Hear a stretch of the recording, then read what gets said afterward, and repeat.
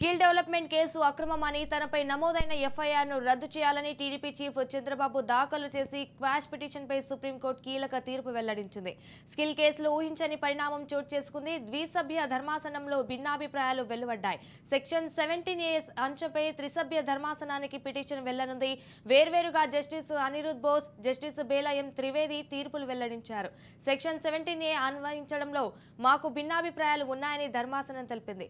తగిన నిర్ణయం కోసం చీఫ్ జస్టిస్ కు నివేదిస్తున్నామని జడ్జీలు తెలిపారు.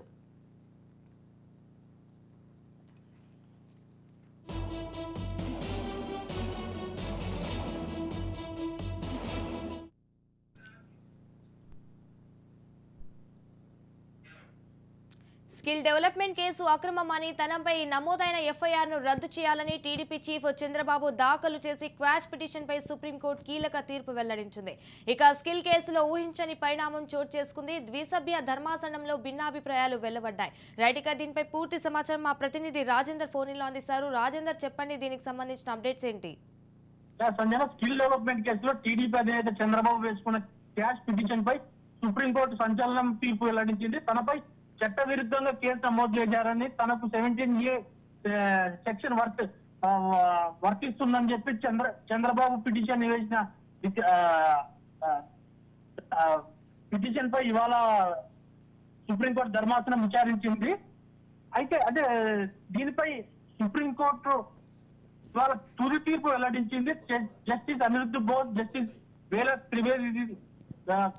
త్రివేదితో కూడిన ధర్మాసనం ఈ తీర్పు వెలువరించింది. గతంలో విచారణ పూర్తయిన తర్వాత అక్టోబర్ 20వ తేదీన తీర్పును రిజర్వ్ చేశారు. సుదీర్ఘ కాలంగా రిజర్వ్ లో ఉన్న తీర్పును ఇవాళ ఇచ్చారు. అంటే ఇవాళ సమావేశమైన బెంచ్ లో చంద్రబాబుకు అనుకూలంగా జస్టిస్ అనిరుద్ బోస్ తీర్పు వెల్లడించారు. ఆయన పిటిషన్ సరైనదేనంటూ సమర్థించారు. ఇద్దరు న్యాయమూర్తులు వేర్వేరుగా నిర్ణయాన్ని వెల్లడించారు. అనంతరం తన తీర్పు తెలియజేసిన త్రివేది ఈ కేసులో 17A వర్తించదని అభిప్రాయపడ్డారు. దీంతో చీఫ్ జస్టిస్ కు రెఫర్ చేశారు. సంజన. ఎస్ రాజేందర్, అలాగే సెక్షన్ 17A అంశంపై త్రిసభ్య ధర్మాసనానికి పిటిషన్ వెళ్లనుంది అన్నట్టు తెలుస్తుంది. మరి దీనికి సంబంధించిన అప్డేట్స్ ఏంటి రాజేందర్? సంజన, అంటే త్రిసభ్య ధర్మాసనానికి బదిలీ చేశారు justice Trivedi and justice Bose. అంటే ఈ త్రిసభ్య ధర్మాసనం ఏదైతే ఉందో అది వాళ్ళు నిర్ణయించాక అప్పుడు పూర్తి స్థాయిలో నిర్ణయించే అధికారం ఉన్నట్టు తెలిసిన సమాచారం. Sanjana. Right, thank you for the updates Rajender.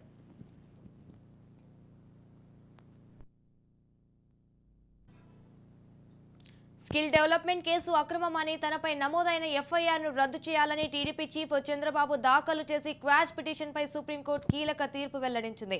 ఇక స్కిల్ కేసులో ఊహించని పరిణామం చోటు చేసుకుంది. ద్విసభ ధర్మాసనంలో భిన్నాభిప్రాయాలు వెలువడ్డాయి. సెక్షన్ 17A అంశంపై త్రిసభ్య ధర్మాసనానికి పిటిషన్ వెళ్లనుంది. రైట్, ఇక దీనిపై పూర్తి సమాచారం మా ప్రతినిధి గాలిబ్ ఫోన్లో అందిస్తారు. గాలిబ్, చెప్పండి, దీనికి సంబంధించిన అప్డేట్స్ ఏంటి? ఏదైతే ఉందో అందరూ ఉత్కంఠంగా ఎదురు చూస్తున్నా చంద్రబాబు 17A సంబంధించిన క్వాష్ పిటిషన్ ఏదైతే ఉందో స్కిల్ స్కామ్ క్వాష్ పిటిషన్ పై తీర్పును కొద్దిసేపటి క్రితం త్రిసభ్య ధర్మాసనం వెల్లడించడం జరిగింది. ప్రధానంగా ఈ కేసుకు సంబంధించి చూసినట్టయితే ఇరువురు ఎవరైతే ఉన్నారో జస్టిస్ త్రివేది, జస్టిస్ బిలా ఇద్దరు మాత్రం భిన్నాభిప్రాయాలు వ్యక్తం చేశారు. ప్రధానంగా ఈ కేసుకు సంబంధించి ఇరువురు ఏదైతే ఇద్దరు జడ్జిలు వేరే అభిప్రాయం వ్యక్తం చేసిన నేపథ్యంలోని ఈ కేసుకు సంబంధించిన తదుపరి విచారణ సిజేఐ బెంచ్ కు వెళ్లబోతుంది. సిజేఐ డెసిషన్ ప్రకారం ఈ కేసులు బదిలీ అయ్యే అవకాశాలు కనబడుతున్నాయి.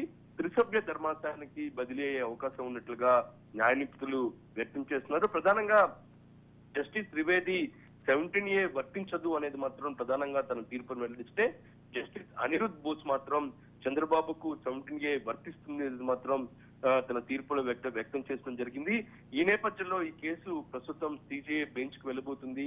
సిజేఐ త్రిసభ్య ధర్మాసనానికి ఈ కేసును బదిలీ చేసే అవకాశం ఉన్నట్లుగా న్యాయ నిపుణులు.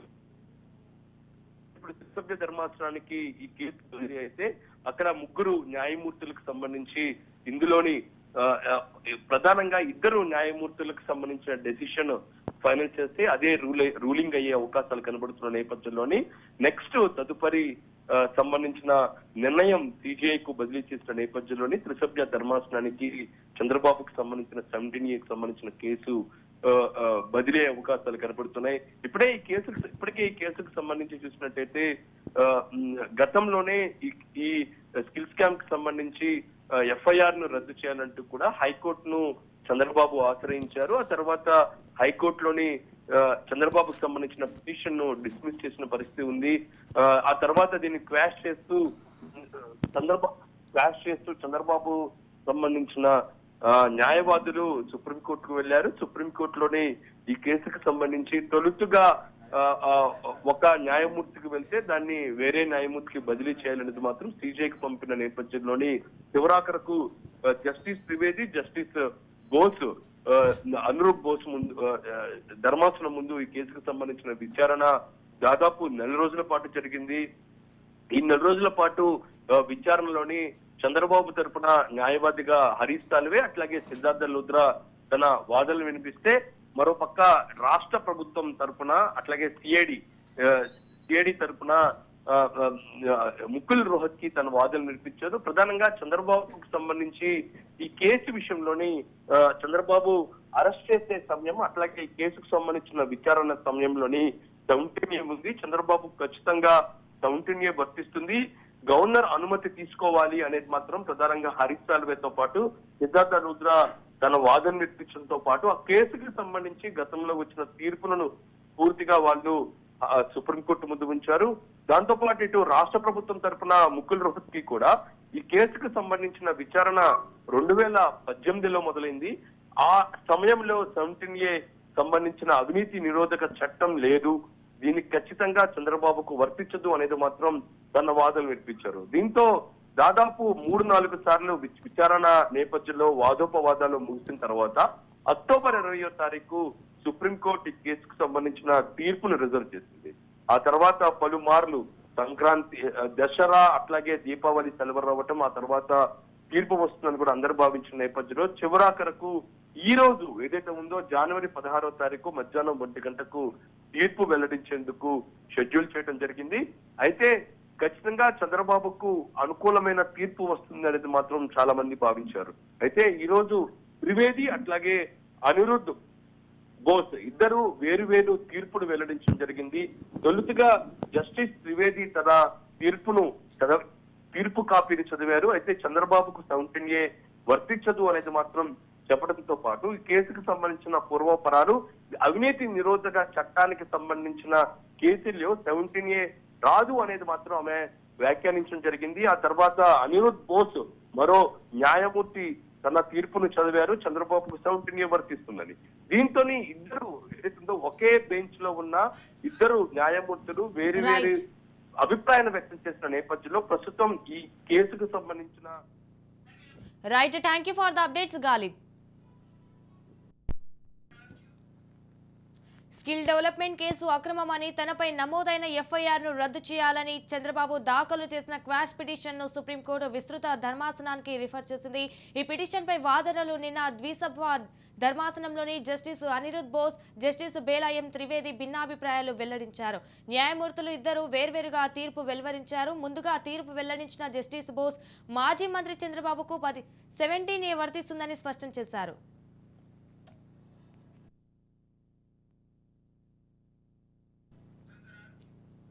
స్కిల్ కేసులో తన అరెస్టు అక్రమమంటూ ఆంధ్రప్రదేశ్ మాజీ ముఖ్యమంత్రి చంద్రబాబు దాఖలు చేసిన క్వాష్ పిటిషన్ ను సుప్రీంకోర్టు విస్తృత ధర్మాసనానికి రిఫర్ చేసింది. ఈ పిటిషన్ పై వాదనలు నిన్న ద్విసభ్య ధర్మాసనంలోని జస్టిస్ అనిరుద్ధ్ బోస్, జస్టిస్ బేలాయం త్రివేది భిన్నాభిప్రాయాలు వెల్లడించారు. న్యాయమూర్తులు ఇద్దరు వేర్వేరుగా తీర్పు వెలువరించారు. ముందుగా తీర్పు వెల్లడించిన జస్టిస్ బోస్ మాజీ ముఖ్యమంత్రి చంద్రబాబుకు 17A వర్తిస్తుందని స్పష్టం చేశారు. అయితే జస్టిస్ బేలాయం త్రివేది మాత్రం ఈ కేసులో చంద్రబాబుకు 17A వర్తించదని పేర్కొన్నారు.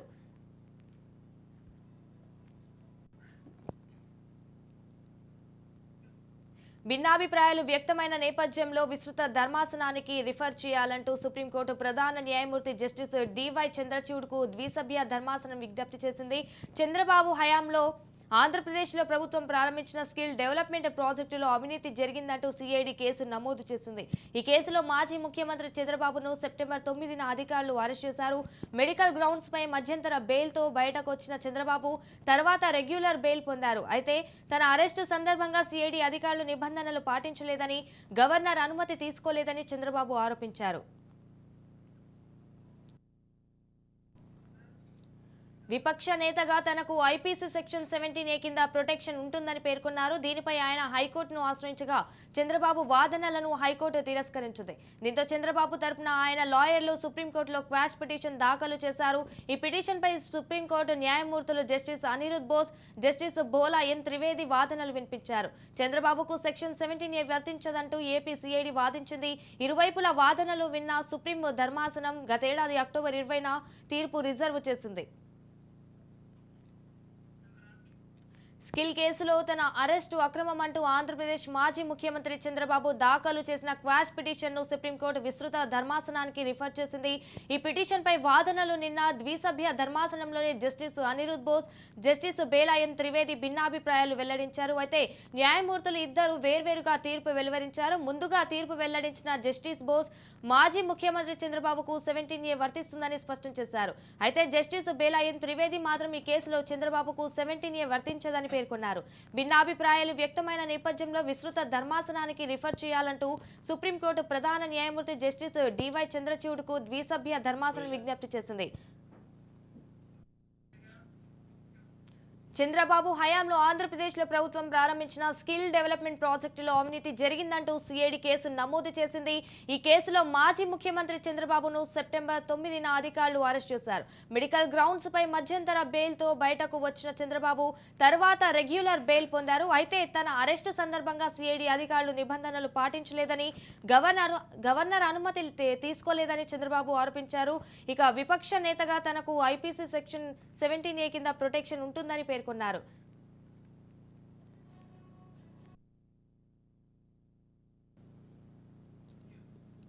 దీంతో చంద్రబాబు తరపున ఆయన లాయర్లు సుప్రీంకోర్టులో క్వాష్ పిటిషన్ దాఖలు చేశారు. ఈ పిటిషన్పై సుప్రీంకోర్టు న్యాయమూర్తులు జస్టిస్ అనిరుద్ బోస్, జస్టిస్ బేలా ఎం త్రివేది వాదనలు వినిపించారు. అయితే చంద్రబాబుకు సెక్షన్ 17A వర్తించదంటూ ఏపీ సిఐడి వాదించింది.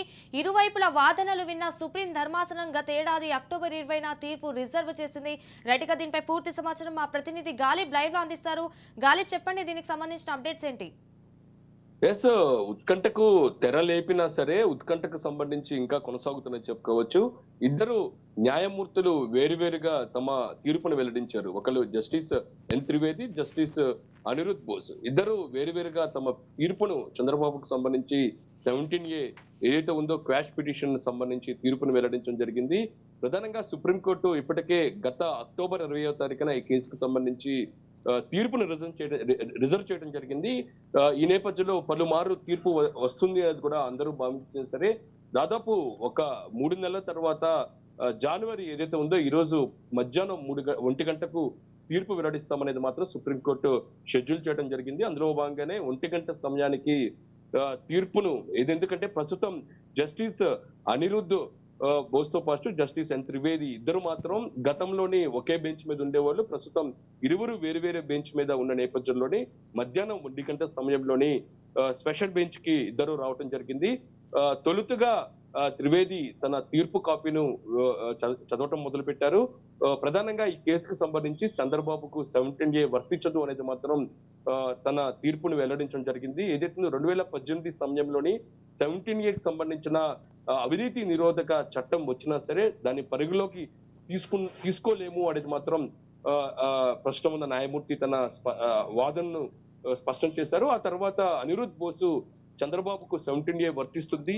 2018 కేసుకు సంబంధించి విచారణ సమయంలోని దాంతో పాటు ఎఫ్ఐఆర్ నమోదు చేసే సమయంలోని ఖచ్చితంగా ఈ కేసు అంటే ప్రస్తుతం ఉన్న అవినీతి నిరోధక చట్టం 17A వర్తిస్తుంది అనేది మాత్రం తన తీర్పును వెల్లడించడం జరిగింది. దీంతో ప్రస్తుతం బెంచ్ మీద ఉన్న ఇద్దరు న్యాయమూర్తులు వేరువేరుగా అంటే వేరువేరు భిన్నాభిప్రాయాలు వ్యక్తం చేసిన నేపథ్యంలో ప్రస్తుతం ఈ కేసుకు సంబంధించి తదుపరి విచారణతో పాటు తీర్పు సిజిఏ దృష్టికి వెళ్ళిన నేపథ్యంలో సిజిఏ ప్రస్తుతం ఈ కేసుకు సంబంధించిన విచారణను త్రిసభ్య ధర్మాసనానికి బదిలీ చేసే అవకాశాలు స్పష్టంగా కనపడుతున్నాయి. ఇప్పుడు త్రిసభ్య ధర్మాసనానికి చంద్రబాబు కేసుకు సంబంధించి విచారణ వెళ్ళిన నేపథ్యంలోని మొత్తం 3 న్యాయమూర్తులు ఉంటారు. 3లోని 2 తమ ఏదైతే ఉందో జడ్జిమెంట్ ఓకే చేస్తే మాత్రం రూలింగ్ వెళ్లే అవకాశాలు కనపడుతున్నాయి. ఎవరైతే అభిప్రాయం ఎక్కువగా వ్యక్తం చేసిన 2 న్యాయమూర్తులు మెజారిటీ ప్రకారం రూలింగ్ చేసే అవకాశాలు ఉన్న నేపథ్యంలో ప్రస్తుతం 2 న్యాయమూర్తులకు సంబంధించిన అభిప్రాయాలు వేరువేరుగా ఉన్న నేపథ్యంలోని తదుపరి సిజేఐ నిర్ణయం మేరకు త్రిసభ్య న్యాయస్థానానికి చంద్రబాబుకు సంబంధించిన కేసులు వెళ్లే అవకాశాలు కనపడుతున్నాయి. ఇంకా మొత్తం స్కిల్ స్కామ్ కేసుకు సంబంధించి చూసినట్టయితే సెప్టెంబర్ 9వ తారీఖున చంద్రబాబు అరెస్ట్ చేయడం, ఆ తర్వాత మొత్తం 5 పర్యాలు చంద్రబాబుకు సంబంధించి జ్యుడిషియల్ రిమాండ్ కు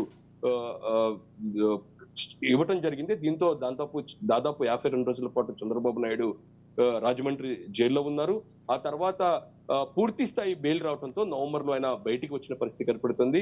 చంద్రబాబుకి సంబంధించిన బెయిల్ ను కూడా సుప్రీంకోర్టులో అనుకూలమైన తీర్పు వచ్చిన నేపథ్యంలో ప్రస్తుతం ఎటువంటి అడ్డంకులు లేవు. అయితే ఈ 70A సంబంధించిన చట్టం మీద ఉందో దానికి సంబంధించిన తీర్పు ఈ రోజు వస్తున్న నేపథ్యంలోని దేశవ్యాప్తంగా అందరూ ఎదురు చూశారు. ఎందుకంటే ఈ 70A చట్టానికి సంబంధించి ఇతరితర రాజకీయ నేతలు, మాజీ మంత్రులు, మాజీ ముఖ్యమంత్రులు కూడా ఈ కేసుకు సంబంధించి, ఇలాంటి కేసులకు సంబంధించి ఇప్పటికే ఎదుర్కొంటున్న నేపథ్యంలో ఒకవేళ చంద్రబాబుకు 70A వర్తిస్తే మాత్రం పూర్తి స్థాయిలో దేశవ్యాప్తంగా ఉన్న ఇతర రాజకీయ నేతలకు సంబంధించిన కేసుల మీద పూర్తి స్థాయిలో ఒక బెంచ్ మార్క్ గా మనం చెప్పుకోవచ్చు.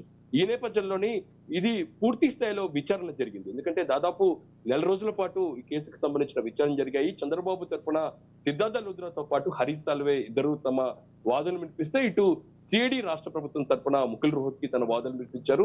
చంద్రబాబుకు సంబంధించిన కేసు నమోదు చేసే సమయంలోని 70A ఉంది, ఖచ్చితంగా చంద్రబాబుకు 70A వర్తిస్తుంది, గవర్నర్ అనుమతి తీసుకోవాలి అనేది మాత్రం ఇటు చంద్రబాబు తరపున న్యాయవాదులు తను వాదిస్తే, మరోపక్క ముకుల్ రోహత్గి ఈ కేసుకు సంబంధించిన విచారణ సమయంలోని అవినీతి నిరోధక చట్టం 70A లేదు, ఖచ్చితంగా చంద్రబాబుకు వర్తిస్తుంది అనేది మాత్రం తన అభిప్రాయాన్ని వ్యక్తం చేసిన పరిస్థితి. దీంతో మొత్తం 3-4 సార్లు ఈ కేసుకు సంబంధించిన వాదనలు జరిగాయి. ప్రతి అంశాన్ని క్షుణ్ణంగా ఇద్దరు ఏదైతే ఉన్నారో త్రివేదితో పాటు మరోపక్క అనురూప్ బోస్ ఇద్దరు మాత్రం పూర్తి స్థాయిలోని ప్రతి అంశాన్ని పట్టించుకునే ప్రయత్నం చేసిన తర్వాత ఈ కేసుకు సంబంధించిన తీర్పును రిజర్వ్ చేయడం జరిగింది అక్టోబర్ 20వ తారీఖు. ఎస్ గాలిబ్, అలాగే అయితే తన అరెస్టు సందర్భంగా సిఐడి అధికారులు నిబంధనలు పాటించలేదని, గవర్నర్ అనుమతి తీసుకోలేదని చంద్రబాబు అయితే ఆరోపించినట్టు తెలుస్తుంది. మరి దీనికి సంబంధించిన అప్డేట్స్ ఏంటి గాలిబ్? ఎస్, ఎందుకంటే ఈ చంద్రబాబును అరెస్ట్ చేయటం, ఆ తర్వాత జరిగిన పరిణామాలన్నీ కూడా పూర్తి స్థాయిలో చట్ట విరుద్ధంగా జరిగాయి. ఎక్కడా రూలింగ్ పాటించలేదు.